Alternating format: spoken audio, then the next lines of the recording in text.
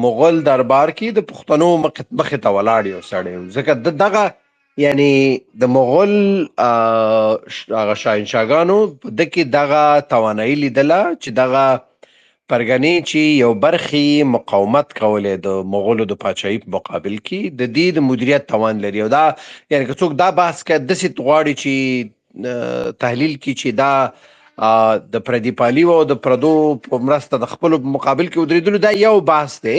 ولې زه فکر کوم چې په دغه وخت کې پښتانه یو منظم سیاسي ساختار نه لري، یو منظم سیاسي هویت موجود نه دی چې په هغې باندې ټول خلک راټول شي.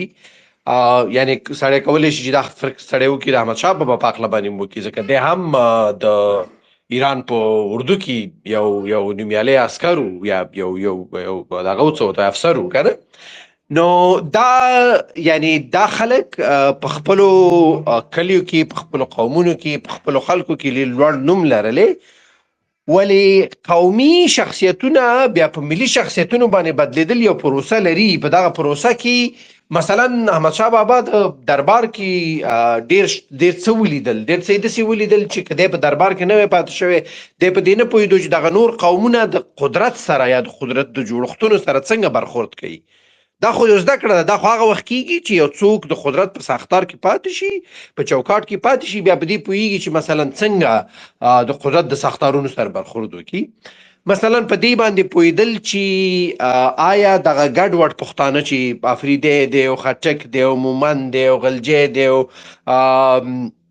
دا ټول دا څنګه راټولې، یعنی دې نظریې ته رسېدل چې ته په پراخ هویتونه بیا وکولی شي چې ورته ووایې چې نه ته افریدی خو ته پښتون افریدی، ته غلجی خو ته پښتون غلجی، ته مومندي خو ته پښتون مومندي. د دې وړو شناختونو نه لوړ یو شناخت شته دی. که چېرته دا سره یو ځای کړو، بیا موږ یو سیاسي شعور، یو سیاسي ساختار، یو بل سیاسي پیژندنه منځته راوړو. دغه سیاسي پیژندنه بیا د دې سبب کېږي چې موږ تر دغه 300 کاله کېږي چې پښتنو په یو شکل نه په یو شکل د دې جغرافي په برخه یو برخه باندې حکومت کړی دی. دا چې یعنی حکومت کول خو دغه نه دي څه ورته وایي ګوړې او شیریني ویشل نه دي، خو اشتباهات هم پکې شته، خوالي هم پکې شته، خرابوالي هم پکې شته دی. یعنی هر قوم او هر خلک دا رسک هم نشي اخیستلی چې حکومتداري وکړي.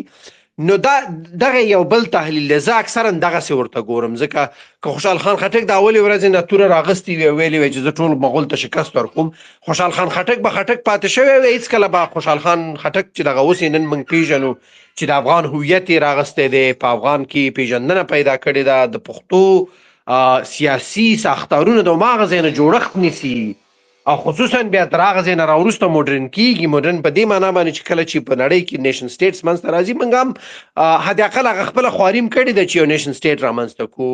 په دې کې مثلا یو تحلیل دا کېدلی شي چې موږ دا ټول منفي نقطې راواخلو، ووایو چې فلانکي ځای کې م شی امضا کړی، دومره خاوره رانه لاړه، فلانکي ځای کې دا کار شوی دی، دې نه څوک انکار نشي کولی.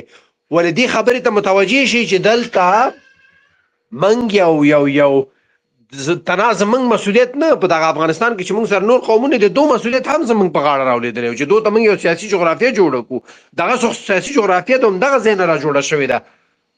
دا چې مثلا مستقیمې سړی د خوشحال خان سره تړلی شي که نشي تړلی، دا بیل بحث دی. ولیکن په پښتنو کې د قوم نه ورپورته شناخت رامنځته کول، پښتون خو قوم نه دی. زه وستانه چې د هر یو نه زه پوښتنه وکړم کوم یو د پښتو په قوم دی، خو یو هم د پښتو په قوم نه وي که نه. نو هغسې چې که موږ هغسې لاړ شو، دغه اوس هم موږ دا مشکل لرو.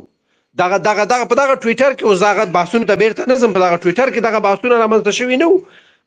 خو دا خو کله چې ته دغه هویتونه راجګې او بیا دوی ته یو هویت ورکې، دوی ته یو پیژندنه ورکې، او هغه پیژندنه بیا دومره په هغه څه ورته قدرت او توانایي لري چې د دولت رامنځته کولو، د جغرافیې د کنټرول، د امپراتوري د جوړولو، د نظامي مثلا یعنی ته فکر وکړه چې په هغه وخت کې چې نه بودیجه شته دی، نه کوم کومک شته، نه کوم بل شی شته دی، پښتانه بالاخره په دې توانېږي چې یو څه ورته وایي اربکې نظامي قدرت رامنځته کړي. دا خو مفته خبرې نه دي.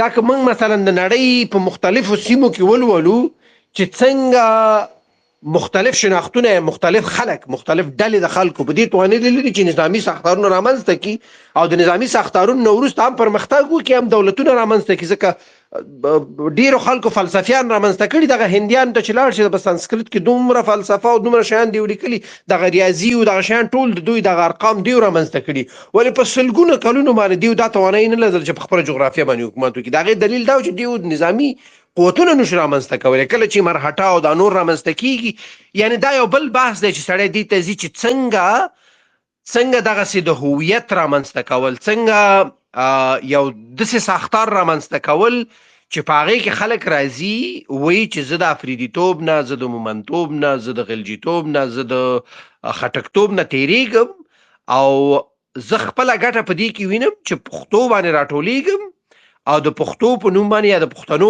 په چوکاټ کې یو دغه جوړوم.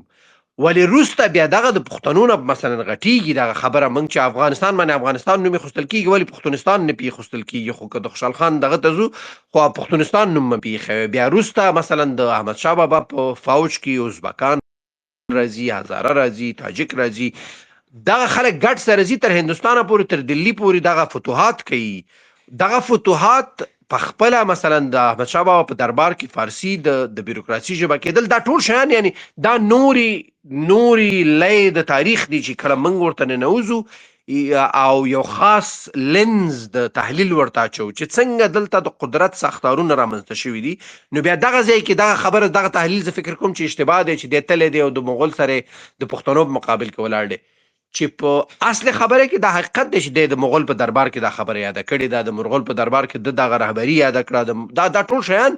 خو دا خو داسې نه کېږي چې ځوان د تولد شي د اولې ورځې نه دی په ټوله خبره پوهېږي، خو دی ځي د قدرت په چوکاټونو کې کار کوي، دغه شیان یادېږي. یو خبره بیریا صاحب مخکې دلته وکړه، زه هغې ته راګرځم او هغې خبرې سره زه توافق لرم. یعنی دغه د خوشحال خان ویلیو او د خوشحال خان اهمیت په څه شي کې دی؟